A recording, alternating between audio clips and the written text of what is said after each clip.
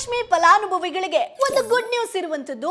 24ನೇ ಕಂತಿನ ಹಣ ಯಾವಾಗಪ್ಪ ಬರುತ್ತೆ ಅಂತ ನೀವು ಯೋಚನೆ ಮಾಡ್ತಾ ಇದ್ರೆ ಖುದ್ದು ಲಕ್ಷ್ಮಿ ಹೆಬ್ಬಾಳ್ಕರ್ ಅವರೇ ಇದಕ್ಕೆ ಉತ್ತರವನ್ನ ಕೊಟ್ಟಿದ್ದಾರೆ.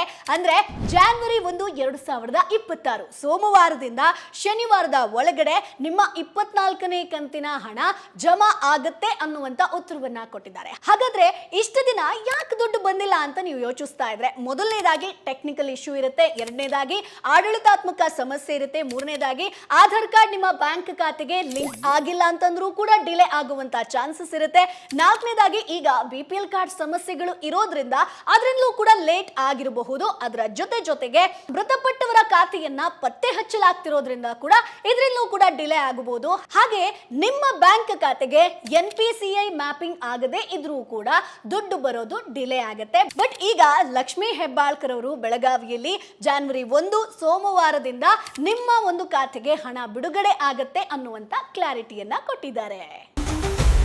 Boss Vala, B the boss.